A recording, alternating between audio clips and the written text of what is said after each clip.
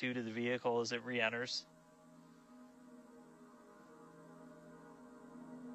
And I mean, not just camera views, but we've got sensors inside the ship. We've got those sensors down at the very aft end of the vehicle where we pointed out we had some intentionally missing tiles, where we've got some sensors looking at just how hot it's getting around there.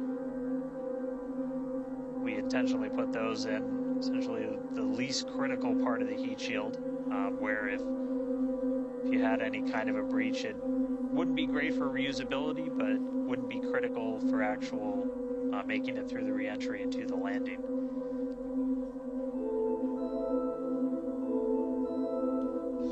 Kilometers. We're continuing to descend. Again, right now we are over the Indian Ocean. We're actually getting closer and closer to that expected splashdown point, which is just to the off the northwest corner of Australia.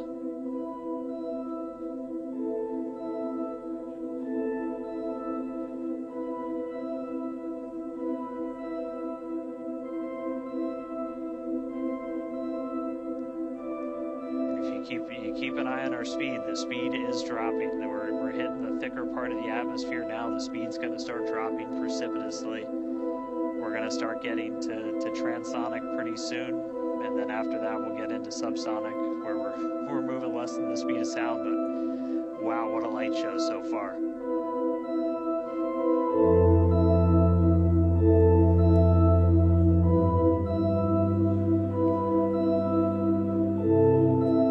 Temperatures are starting to come down. This camera view is looking right at one of the forward flaps. And we're strategically putting some cameras around the vehicle to just look at the different areas. Looks like we got the flap starting to come apart a little. Yeah, it does appear that we have a little bit of burn through there. We can see pieces of the vehicle flying off. What a show it has been. It's been like watching Interstellar or something. This is wild to see this, but the ship is still coming down, which is incredible to see. How far can it go? That is the question. Keep your eye on the altitude in the bottom right-hand corner. We're at 54 kilometers right now. Now, ultimately, the data is the payload today. We've been saying it multiple times. Our teams are sitting, reviewing this data live, learning where the hot spots are. As you can see, there's an obvious hot spot there with the flap, and learning how we can improve this design. The goal was to get as far through this high heat re-entry as possible. Ideally, we'd love to make it all the way down and perform that landing burn and flip maneuver, but we may not get that far today. We will see. Again, this is a test, and we are gathering as much data as possible, visual data as well, which we can see here. We are getting a lot of debris covering the camera on your screen, but we can still see some of those sparks and flames from that high heat as ship is making its way back down to Earth. Ship now at 50 kilometers and closing. The good news is we still got, looks like that camera lens just cracked. It's safe to say ship's getting a little beat up, but that's to be expected on a test flight. We are still learning how to improve the ship for total survival and recovery of the high heat re-entry. I'm honestly impressed that we're still getting this live view despite how much debris is coming off of this flap right now. The fact that we've got it is good news. And I may have jinxed it. I apologize. Look at that. It's back. We are still going. And the teams here at SpaceX are excited, as you can tell by the cheering behind us. There's still a sizable crowd here at Mission Control Center, Hawthorne.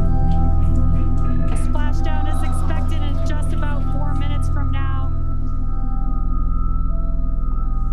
We're still moving. We still have live views. Starlink is doing an incredible approaching job. maximum anti-dynamic pressure. External temperatures are dropping. Okay, good news. Those external pressures are dropping. The question is, how much the ship is left? We can't really tell. We can still see some of that particulate coming off. And unfortunately, we do have a cracked camera lens. But for any photographers out there and videographers, we know that's part of the gig sometimes. Yeah, and you can see that the speed is rapidly slowing down. That's actually really great news for us. We want the vehicle to be slowing down before it splashes down into the ocean. That'll help set us up for that flip maneuver, engines first down into the water. Exactly. So we have seen this flip maneuver demonstrated on previous high altitude flight tests like serial number 8. Oh, more views, or I should say more light coming through the view that we have through that cracked and dirty lens there. But yeah, so we're hoping that this flip maneuver, that we can pull it off as soon as we get those views back. If we can get them, if the ship is still around, we will bring it back to you. Vehicle has passed maximum dynamic pressure. That is great news. Maximum dynamic pressure being the moment in which the vehicle experiences the greatest amount of aerodynamic pressure. Speed still dropping. We're now at 37 kilometers above the ocean. Just like Flight 3, we are targeting a splashdown in the water in the Indian Ocean. And we don't have a live view right now, but because we're still getting data and telemetry, that does tell us that ship is still doing okay, at least. And there we got that live view back. The crowd very excited to see that view, despite not being able to see very much. The fact that it's there tells us the ship is still alive. Yes, and collecting data, continuing to collect data as we get closer and closer to Earth. Yes, now 30 kilometers, now 29 above the Indian Starship is Ocean. at 30 kilometers altitude, Mach 2. Sounds like the vehicle's traveling, as we just heard, Mach 2, which is, looks like we might, I thought maybe it might clear up. It is a little bit, now at T+1 hour, 3 minutes and 13 seconds into Starship Flight 4, hoping that the ship can hang on. It's probably potentially hanging on by a couple of bolts and threads, but it's still going, and that is excellent news. That deceleration is looking incredible. We're about to go under 1,000 kilometers per hour. Yeah. Starship is at 20 kilometers altitude. Now keep in mind that even though we can't see anything, the data itself is what we really are. Starship is subsonic. Subsonic, they're telling us it's traveling below the speed of sound.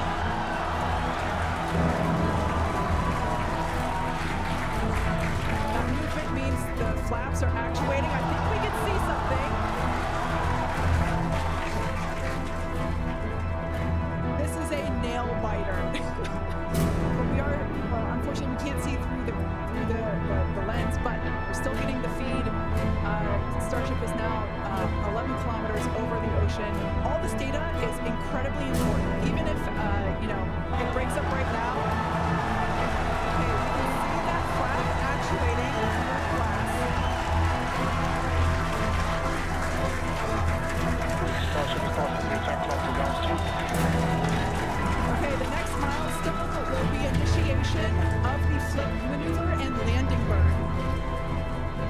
Keep an eye on the bottom right corner of your screen for those 3 center engines to relight.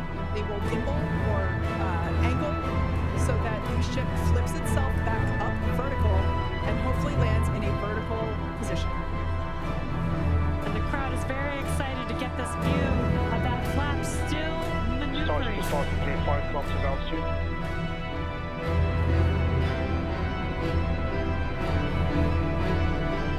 This is incredible. Getting very close to splashdown. These fireflies are such a good sign of life.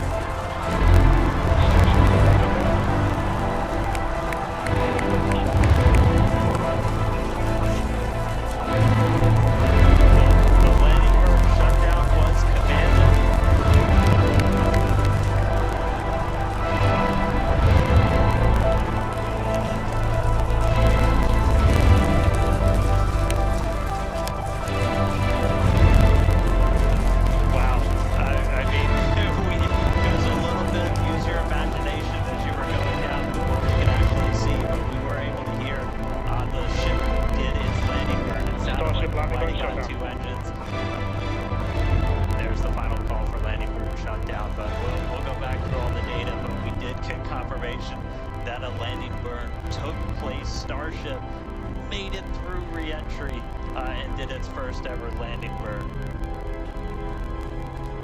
From South Texas to the other side of the earth, Starship is in the water.